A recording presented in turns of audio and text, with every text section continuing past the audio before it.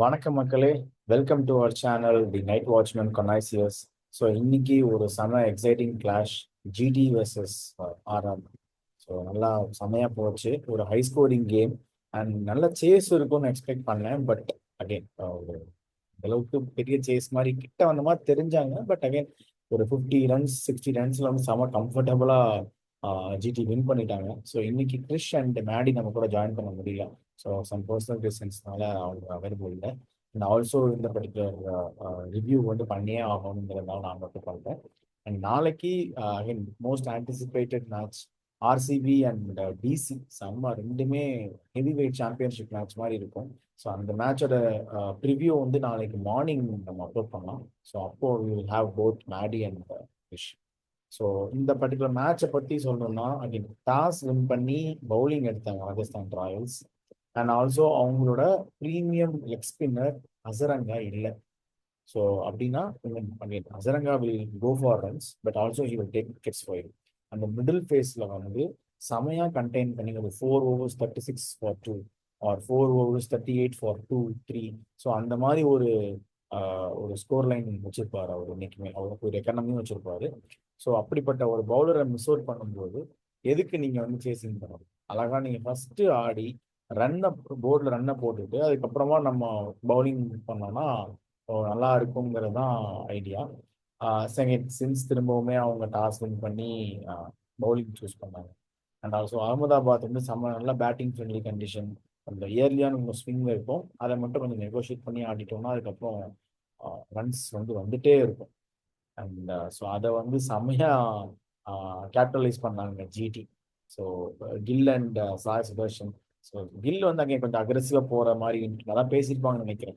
Even நம்ம கூட பட்லரை வந்து வர சொல்லலாம், ஓப்பனிங் ஆன சொல்லலாம் அலாங் வித் கில்ங்கிற மாதிரி பேசியிருந்தேன்.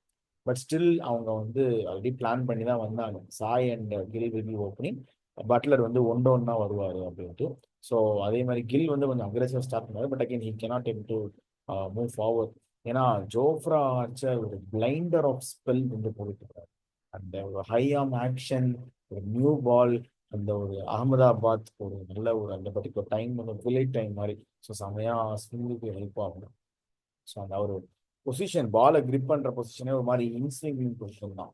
ஒரு மாதிரி 2 o'clock பொசிஷன்ல தான் ஒரு ஆங்கிள் பண்ணுவார்.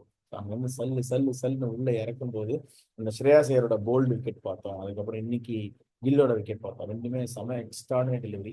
ஸோ அதை தாண்டி போகும்போது அதுக்கப்புறம் சாய் சுதர்ஷன் வழக்கம் போல ஒரு ஷிப்பை வந்து ஸ்டெடி பண்ற ஒரு பிளேயரா. அண்ட் பட்லருமே சிப்பிங் பண்ணி செமையா கொண்டு போயிட்டாங்க. 120 130 வரைக்கும் 2 விக்கெட் தான் போயிருந்தது. பட்லர் போனதுக்கு அப்புறமும் உங்களுக்கு வந்து ஜிடி வந்து செமையா எக்ஸ்பெரிமெண்ட் பண்ற மாதிரி இந்த கேம் எடுத்துக்கிட்டாங்க. அவங்களுக்கு வந்து பிரச்சனைகள்னு பார்க்கும்போது எதுவுமே இல்லை. ஸோ அதனால ஏன் why not we can try Shahrukh Khan அப்படின்ட்டு ஷாருக் கானுக்கு ஒரு promotion. And also he prove ஒரு செம vital 40 runs and also in no time அப்படிங்கிற டைம் செமையா ஆடி ஒரு 40 runs அடிச்சாரு. 6-4 6-4. அண்ட் ஆல்சோ அப்புறம் ஷெஃப் அண்ட் ரூதர் ஃபோர்டால் நீங்க பெருசாக கண்ட்ரோல் பண்ண முடியல. பட் அகைன் டெய்லண்ட்ல வந்து திவாட்டியா ஒரு நல்ல ஒரு 20-25 பிளைண்டர். ரஷீத் கான் அவரோட 4 balls 12 நினைக்கிறேன், அவரோட quick runs. And Sai Sudharsan again dependable banking player from GT. ஒரு செம்ம எக்ஸ்ட்ரானரி 82. அண்ட் அகைன் ஒரு 50 balls தான். But okay, not a problem. ஏன்னா ஒரு பிளேயர் அந்த மாதிரி டீப் டவுன் கொண்டு போகும்போது கூட இருக்கிற பிளேயர் வந்து செம்மையா அட்டாக்கிங் ஆனால் ஸ்கோர் உங்களுக்கு 220 வந்துடும். ஸோ 220 200க்கு மேலனாலே இந்த பிச்சில் வந்து ஒரு கஷ்டம். 220னா கம்ப்ளீட்டா அந்த 200க்கு மேல நீங்க அடிக்கிற ஒரு ரன்னும் ஒரு கோல்டன் நெக் மாதிரி. ஸோ செம்ம வேல்யூபிளா இருக்கும். ஏன்னா உங்களுக்கு வந்து நீங்க பார்த்துருப்பீங்க, சேஸ் பண்ணும்போது அந்த ப்ரெஷர் வந்துட்டே இருக்கும். இந்த கேகேஆர் ஆடின மேட்சும் அதே மாதிரி தான். ஸோ கொஞ்சம் ஒரு 2 ஓவர் ஸ்லோ ஆயிட்டீங்கன்னா டக்கு டக்கு டக்கு டக்குன்னு ரெக்கெட் ரன் ஏறிட்டே போகும். 15 16 18 டபுள் டபுளா ஏறும். ஸோ அந்த ப்ரெஷர்ல வந்து மாட்டிக்கிறாங்க நிறைய பேர். ஸோ அதனால அகைன் என்ன பொறுத்த வரைக்கும் சேஸ் பண்றது ஒரு கம்ப்ளீட் டியூ வருது அப்படிங்கிற ஒரு சுச்சுவேஷன் மட்டும் தான் சேஸ் பண்ணுறாங்க. நான் ஆல்சோ ஃபர்ஸ்ட் பேட்டிங் பண்ண டீம் எல்லாருமே சூப்பரா 200 மேலே அடிச்சிடறாங்க நிறைய டீம். ஸோ 200க்கு மேலே போனாலே கன்ஃபார்ம் அது ரிஸ்க் தான்.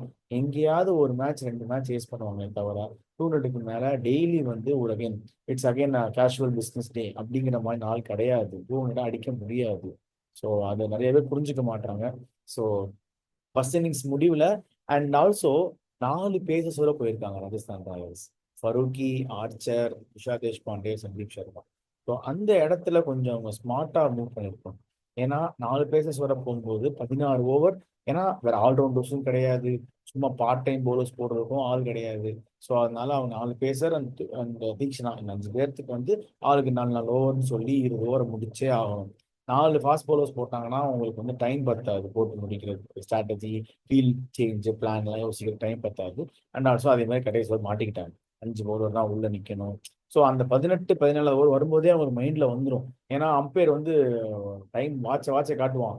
கேப்டனுக்கு அப்பவே ஐயோ என்னடா பண்றது, டைம் வேற ஆகுது, யாரை போட வைக்கிறது, எப்படி போட வைக்கிறது, ஆள் வேற முன்னாடி இருப்பாங்க, ரன் வேற 180 வந்துட்டான் அப்படின்னு பல சிந்தனைகள் இருக்கும். ஸோ அந்த ரிஸ்க் எல்லாம் நம்மளே நம்ம தலைமையில எடுத்து வச்சுக்கிறோம். ஸோ அதெல்லாம் நம்ம அவாய்ட் பண்ணிக்கலாம். ஏன்னா ஆல்ரெடி ஸ்கோர் போர்ட் ப்ரெஷர் இருக்கும். இது எப்படி அடிக்க போறோம், எப்படி யாரை இறக்கலாங்கிறது யோசனையில இருக்கும். திரும்பவும் நீங்க வந்து டைம் இல்லை, ஆளை முன்னாடி கொண்டு வா, வெளியில நீ அவுட்டர் ரிங்ல வந்து 4 பேர் தான் நிப்பாட்டணும் அப்படின்னு டெத்ல வந்துட்டு யாரை 4 பேர் வச்சு நீங்க எப்படி பவுலிங் போடுவீங்க? பாவம் சந்தீப் சர்மாவும் ட்ரை பண்ணாரு. But again last over 16 runs. அதுக்கு முன்னாடி ஸ்பின்னர் யாருமே இல்லாதனால போட்டு அடிச்சிட்டாங்க. துஷார் தேஷ்பாண்டேவும் செம அடி. ஆஹ் இன்னொருத்தர் ஃபரூக்கியும் அடி. ஃபரூக்கி பாவம் 4 overs 38 ரன்ஸ். ஆல்சோ அவர் எஃபெக்டிவாகவும் இல்லை. அதுக்கு நீங்க குமார் கார்த்திகேயாவே ஆடி இருக்கலாமே. So Archer, Deshpande and Sandeep Sharma வச்சுட்டு நீங்க வந்து குமார் கார்த்திகேயன் ஆடி இருக்கேன். அவர் ஒரு மாதிரி சைனாமேன் லெக் ஸ்பின்னும் போறாரு லெஃப்ட் ஹேண்ட்ல. ஒரு லெக் ப்ராப்பர் ஆர்த்தடாக்ஸ் ஸ்பின்னும் போடுறாரு. ஸோ அவர் ஆடி இருந்திருக்கலாம். அங்க ஒரு எரர் மாதிரி எனக்கு தோணுச்சு. அகைன் அவர் ஆடி இருந்தா விக்கெட் எடுத்துருப்பாராங்கிறது தெரியல. பட் அகைன் மிடில் ஓவர்ஸ் இந்த ஸ்பின்னர் வச்சு தான் கண்டினியூ பண்ண முடியும். திரும்ப அங்க வந்து பேசரை வச்சு போட்டாலுமே ஏன்னா ஆர்ச்சருக்கு வந்து ஒரு ஓவர் நடுவில் கொடுத்தாங்க, கடைசியில் ஒரு ஓவர் கொடுத்தாங்க. வேற போடுறதுக்கு ஆள் இல்லை. துஷார் தேஷ்பாண்டே திரும்பவும் மிடில் போட்டால் அடி வாங்கினாரு, கடைசியில் போட்டார் அடி வாங்கினாரு. 4 ஓவர் 52 ரன். ஸோ அகைன் அதான் அந்த பவுலிங்ல அவங்க மாட்டிக்கிட்டாங்க. டாஸ் ஜெயிச்சு அழகான டாஸை அவங்கள்ட்ட கொடுத்து பவுலிங் போட்டு மாட்டிக்கிட்டாங்களோங்கிறது தான் தோணுச்சு. 220 வரும்போது செம்ம ஹை டார்கெட். அவங்க சேஸ் பண்ணும்போது பார்த்தா again RR is completely heavily depend on the openers. Sanju Samson and Yashasvi Jaiswal 2 பேரும் பெர்ஃபார்ம் பண்ணியே ஆகும். ஆளுக்கு தலா ஒரு 80 100 அப்படி அடிச்சா மட்டும்தான் மிச்சம் இருக்கிற பேட்ஸ்மேன் வந்து சிப்பிங் பண்ணி முடிக்கிற மாதிரி இருக்கும். அதுலேயே எஸ்எஸ்வி வந்து திரும்பவும் ஒரு ஃபெயிலியர். நல்ல ஒரு ப்ராமினன்ட் இந்தியன் பிளேயர், டெஸ்ட்டுக்கு ரெகுலர் கண்டிஞ்சென்ட்.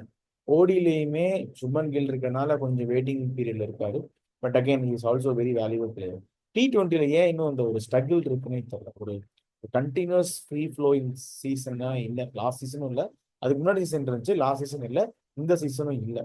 ஸோ அது வந்து ஒரு debatable question. And he has to work on ஒரு டீமை வந்து ஒரு லாங் ரன் எப்படி எடுத்துட்டு போகுது. ஏன்னா அகைன் T20 ஃபார்மட் இந்த காம்படிஷன் இஸ் பிளட் பாத்தே போயிட்டு இருக்கு. அவ்வளோ பேர் ஒரு ஐபிஎல் டீம்ல இருந்துமே நீங்க 2 3 பேர் எடுக்கலாம் ஓப்பனர்ஸ் ஸ்லாட், அந்த 1 down 2 down ஆர்டருக்கு மட்டுமே.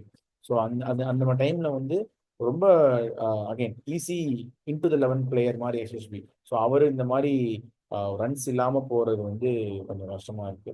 So has to work on. And also திரும்ப ராணாக்கு ஒரு ஃபெயிலியர். இப்போ பராக் வந்தாரு, ஒரு 2 3 6 ஆல்ரெடி அங்கே வந்து அடிச்சாரு. பட் அகைன் திரும்பவும் அவரும் ஃபெல் இன்டு ட்ராக். 12 for 2, அப்புறம் 40 for 3, 50 for 3. அகைன் அங்கேருந்து விக்கெட் விட்டுட்டே தான் இருந்தாங்க. துருஜுரால பெருசா கேபிட்டலைஸ் பண்ண முடியல. ஷிம்ரன் ஹெட்மேயர் வந்து ஆடினாரு. அகைன் ரன்னு இமயமலை அளவுக்கு ரன் இருக்கு. 35 பால் 100 ரன் இருக்கு. அவர் எப்படி அடிப்பாரு? But again he tried his level best. ஒரு 3 6 4 6 அங்கங்க அடிச்சாரு. Just he showed some positive glimpse against somewhere around. And அதுக்கப்புறம் சிவம் தூபே ஒரு plumb out, Rashid Khan read பண்ண முடியல. ஸோ அகைன் கம்ப்ளீட்டா ஜிடி வந்து ஸ்கிரிப்ட் எழுதிட்டு வந்த மாதிரி இருந்தது. ஓப்பனிங்ல இருந்து இதுதான் பண்ண போறேன், இதுதான் பண்ண போறேன், படம் ஸ்கிரிப்ட் எழுதிட்டு வருவாங்க. ப்ராப்பர் ஒரு இன்ட்ரோ இருக்கும், ஒரு ஒரு இன்டர்வல் பிளாக் இருக்கும், ஒரு 2 3 சாங்ஸ் பிளேஸ்மெண்ட் இருக்கும், ஒரு 2 ஃபைட் இருக்கும், அப்புறம் ஒரு கிளைமேக்ஸ் இருக்கும். அந்த மாதிரி இது ஒரு ப்ராப்பர் ஸ்கிரிப்டா அழகா பேட்டிங்லயும் கான்ட்ரிபியூட் பண்ணிட்டாங்க. அண்ட் ஆல்சோ எனக்கு என்னன்னா அவங்க டெஸ்ட் பண்ணி பார்த்துட்டாங்க அவங்களோட ஸ்குவாட் ஸ்ட்ரென்த்து. ஷாருக் கானுக்கு ஒரு ப்ரமோஷன் மாதிரி கொடுத்தா அவன் எப்படி ஆடுறான்னு பார்த்தாங்க. அண்ட் ஆல்சோ தெவாட்டியாக்கு ஒரு ரன் கிடைச்சது. கொஞ்சம் ஆடுறதுக்கு கொஞ்சம் ஃபினிஷ் பண்ற அவரோட ரோல் வந்து ஃபினிஷிங் ரோல். அந்த ஃபினிஷ் பண்றதுக்கான ஒரு டைம் வந்து கிடைச்சது. அண்ட் ஆல்சோ ரஷித் கானும் 2 3 ஹிட் பண்ணாரு. அண்ட் ஆல்சோ வாஷிங்டன் சுந்தர் வந்து சூப்பரா வச்சிருக்காங்க. லாஸ்ட் டைம் தெவாட்டியாவை வெளியே அனுப்பிட்டே இருந்தாங்க. அது வந்து நான் லாஸ்ட் டைம் சொல்லியிருந்தேன், அவரை வெளியே அனுப்புறது ஸ்ட்ராட்டஜிக் மூவா இருக்காது. பட் இந்த டைம் சூப்பரா பண்ணாங்க. வாஷிங்டன் சுந்தர், அப்புறம் குல்வந்த் கெஜ்ரோலியா, அதுக்கப்புறம் இஷாந்த் சர்மா, அந்த மாதிரி பிளேயர்ஸ்லாம் பெஞ்சில் வச்சிருக்காங்க. பேஸ்ட் ஆன் கண்டிஷன் சிச்சுவேஷன் திரும்ப அதே தான். அதுக்கு ஏற்ற மாதிரி டக்குன்னு ஒரு இயர்லி விக்கெட்ஸ் வந்துச்சு, பவர் பிளேலே ஒரு 30 for 2 3 அந்த மாதிரி வந்துச்சுன்னா, அப்போ நீங்க வாஷிங்டன் சுந்தரை உள்ள கொண்டு வந்து ஒரு பிஞ்ச் ஹிட்டரை யூஸ் பண்ண வைக்கலாம். And also he might bowl 2 to 3 overs. அந்த மாதிரி பிளான் இருக்கும். ரன் வந்துருச்சு அவ்வளவுதான், 150 for 2 அப்படின்னா திரும்ப நீங்க வாஷிங்டன் சுந்தர் 11ல ஆடி என்ன லாஸ்ட் ஹிட்டர் தான் வரணும். ஸோ அந்த மாதிரி டைம் வந்து நீங்க ஷாருக் கான் ஷெர்ஃபன் போயிட்டு நீங்க பவுலிங்கை ஸ்ட்ரென்தன் பண்ணிக்கலாம். அழகா நீங்க வந்து ஈவன் இஷாந்த் சர்மா இல்லைனா ஈவன் குல்வந்த் கெஜ்ரோலியாக்கு எனக்கு சான்ஸ். அவர் முன்னாடி ஒரு எக்ஸ் ஆர்சிபி பிளேயர், நல்லா தான் போடுவார். ஸோ ஆக்சுவலாக அந்த மாதிரி ஸ்குவாட் ஸ்ட்ரென்த்தை வந்து நல்லா டெஸ்ட் பண்ணிக்கிட்டாங்க.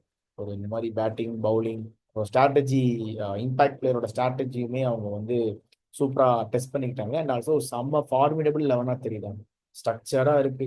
யாராவது ஒரு ஆள் ஆக்சுவலாக 3 ஓவர் ஆடிட்டு இருக்காங்க. யாராவது ஒரு ஆள் வந்தால் மேபி பேசர்ஸ்ல அர்ஷத் கான் வெளியே போயிட்டு வேணா ரபடா உள்ள வருவார். அவர் உள்ள வந்தாலுமே பயங்கர ஸ்ட்ராங்காக இருக்கும். அண்ட் நீங்கள் பவுலிங்கை பார்த்தீங்கன்னா பிரசித் கிருஷ்ணா சூப்பராக போடுறாரு. அந்த மாதிரி back of and delivery and ஒரு அந்த ஹார்ட் லென்த்லேயே போட்டு ஷார்ட்ல போட்டு புஷ் பண்ணி ஒரு மாதிரி கிராம்ப் ஆக வச்சு அகைன் அங்கே இங்கே என்ன செமையாக கேட்ச் பிடிச்சி ஒரு 4 ஓவர் 24 ரன் 3 விக்கெட், செம்ம எக்ஸலண்ட் பெர்ஃபார்மன்ஸ். அவர் ஒரு 3 விக்கெட்டு, சாய் கிஷோர் 2 விக்கெட்டு, ரஷீத் கான் ஒரு 2 விக்கெட்டு, அப்புறம் மிச்சம் இருக்கிற 3 பேசஸ் சிராஜ், கெஜ்ரோலியா அண்ட் அர்ஷத் கான் ஆளுக்கு ஒரு விக்கெட் ஷேர் பண்ணிக்கிட்டாங்க. So comfortable win, 60 runs. அவங்களோட ரன் ரேட் எங்கேயோ போயிடுச்சு. அண்ட் ஆர்ஆர் அவங்க ட்ரை பண்ணி வந்தாங்க, லாஸ்ட் ஒரு 2 விக்டரியோட வந்தாங்க. பட் இந்த மேட்ச் அவங்க ஒரு ஒரு வெரி ஸ்ட்ராங் ஜிடி 11 கூட வந்து அவங்களால கோப்பப் பண்ண முடியல. But again still they are in the race. Next game வந்து ஈவன் அசரங்கா வந்துட்டாங்கன்னா கொஞ்சம் அந்த 11ல வந்து அப்டேட் பண்ணிருக்கோம். இப்போ ஆர்ஆர் சைடில் ஏன்னா ஜிடி வந்து ரொம்ப under, so they secure first place இந்த டேபிள். ஸோ செம அகைன் நாம இதுலேயே சொல்லியிருந்தோம் ஜிடிலாம் செமையாக இருக்காங்கன்னு சொன்னோம். பட் அகைன் தே டெலிவர், இந்த பர்டிகுலர் சீசனில் they deliver. So let's wait and watch for the further matches அவங்க எப்படி பெர்ஃபார்ம் பண்ணுறாங்கன்ட்டு. ஸோ ஆர்ஆர் சைடில் பார்த்தோம்னா ஆர்ஆர் வந்து அகைன் ஸ்டில் அந்த கொஷின்ஸ் தான், இந்த டாஸ்ல இது பண்ணது, அதுக்கப்புறம் ஒரு ஸ்பின்னர் ஆடாதது. அண்ட் ஈவன் அவங்க நடுவில் கூட ஒரு ஸ்பின்னரை மாத்திக்கலாம், ஏன்னா சிவம் துபே திரும்ப உள்ள வந்தாரு.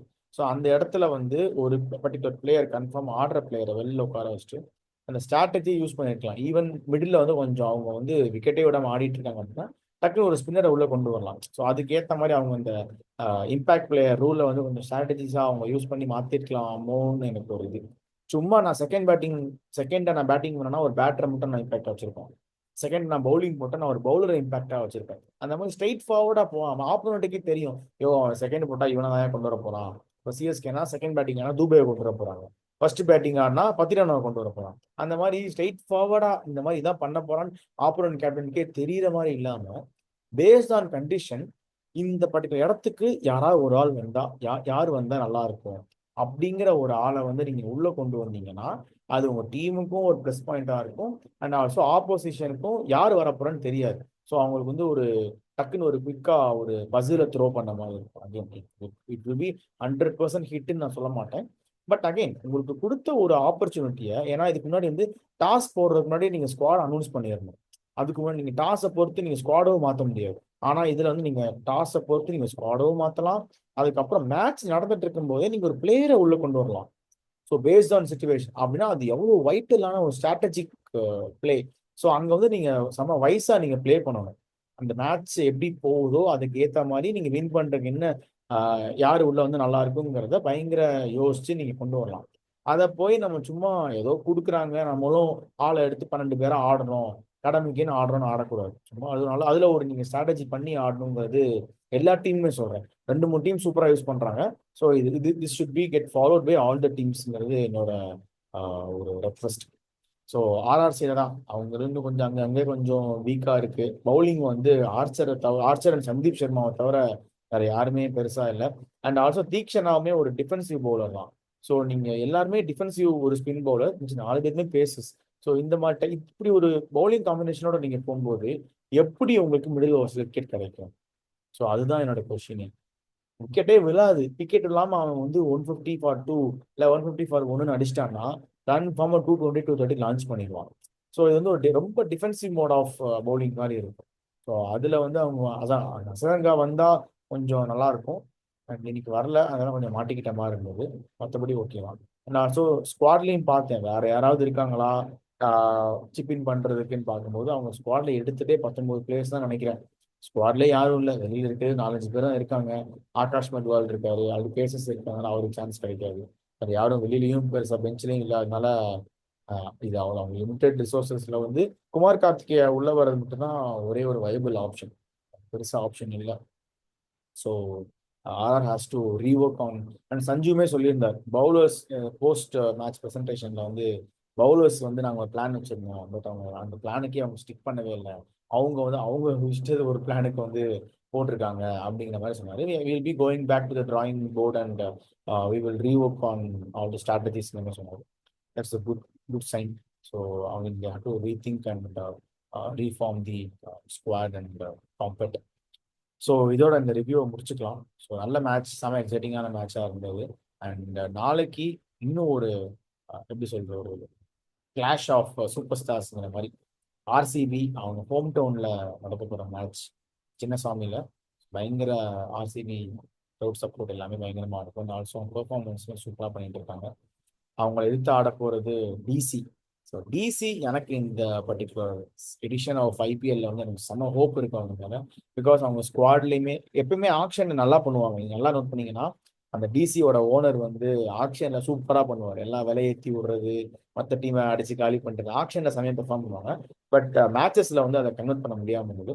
பட் இப்போ வந்து இந்தி head coach of Hemang Badani so செமையா இது பண்ணிட்டு இருக்காரு, கோச் பண்ணிட்டு இருக்காரு. Strategy wise and team formation and bowling செம்ம lethal bowling attack, one of the very lethal bowling attack of IPL 2025 வந்து டிசி. ஸோ நல்ல ஒரு கிளாஷாக இருக்கும். அண்ட் ஆர்சிபியுமே பேட்டிங் பவுலிங் ஃபீல்டிங் எல்லாமே ரொம்ப தரமாக இருக்கு. நல்ல ஒரு செம கிராண்ட் எக்ஸைட்டிங் மேட்சாக இருக்கும் நாளைக்கு. ஸோ அந்த மேட்சோட ப்ரிவ்யூ எப்படி அணுகுவாங்க, அந்த யாருக்கு வின் ப்ராபபிலிட்டி இருக்கு, ஃபேண்டசியில் யார் எடுக்கலாம், இந்த மாதிரி இன்ஃபர்மேஷன்ஸோட நாளைக்கு நான் மேடி அண்ட் கிரிஷ் வந்து சந்திக்கிறோம். So I am personally signing off today and already very late. So வாயை ரோல் ஆகுது. இந்த ரிவ்யூ முடிச்சுட்டு நாளைக்கு ஃப்ரெஷ்ஷாக ரிவ்யூவில் அவங்க எல்லாத்தையும் சந்திக்கிறேன். Very good night.